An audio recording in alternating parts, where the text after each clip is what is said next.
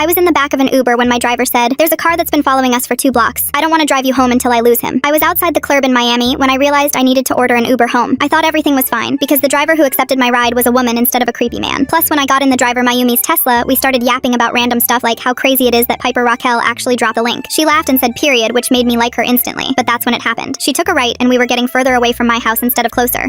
Where are we going? Do you see the black BMW behind us? She cut me off. I turned around and she continued, "He's been following us for 2 blocks. I don't want to bring you home until I lose him. Don't worry, I've done this before." "Oh my gosh," I whispered. I was so scared I could feel my coochie heartbeat. My hands were shaking. Mayumi stayed calm, and her voice was so relaxing it sounded like ASMR when she said, "It's okay. I'm gonna take some back streets and lose him. Just stay below the windows." I believed her. Why wouldn't I? She was a woman. She was protecting me. We turned down a narrow alley between 2 buildings, and I turned around to see if the black BMW was still following us. And when I saw that it wasn't, and that the coast was clear, I let out the biggest exhale of my life. Oh, thank goodness. I think we lost him. But Mayumi didn't slow down. She kept driving deeper into the alley. "I'm just making sure we actually did lose him," she said. Her voice was different now, less friendly. Something in my gut twisted, but I told myself I was being paranoid. She just saved me from a stalker. Why would I be scared of her? When she drove through the alley and we came out on the other side, my chest tightened with anxiety. There was nothing around. No clubs, no restaurants, no people. Just dark buildings with boarded up windows and streetlights that were either broken or flickering. "Where are we?" I asked. My voice came out shakier than I meant. "It's a shortcut," Mayumi said. She didn't look at me in the rearview mirror this time. I pulled out my phone to check the Uber app and my blood went cold. The app said the trip was completed, but we were still driving. Why would she end the ride if we weren't at my house yet? Unless she didn't want Uber tracking where she was actually taking me. I was about to text the police, but that's when my phone died. "You okay back there?" Mayumi asked. I looked up and caught her eyes in the rearview mirror. They weren't warm anymore. They were watching me, calculating. "I'm fine," I lied. "Just tired." She fake smiled like a flight attendant who hates the customers. I wanted to scream, but I couldn't, because now I was realizing the truth and it was making me sick to my stomach. There was never anyone following us. She made it up.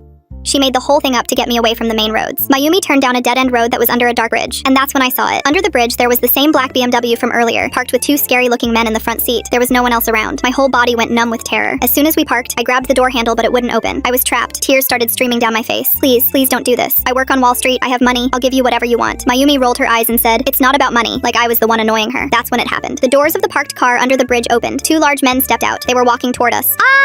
I screamed. Bang, bang, bang. I banged on the windows with my fists, and that's when I heard it. "Hey, leave her alone! I already called the cops!" I looked up to see a homeless man walking towards us. He had his phone camera pointed right at Mayumi and the 2 men. "I got your faces on camera. The cops are on the way." Long story short, they're all in prison, and I gave the homeless man head as a thank you.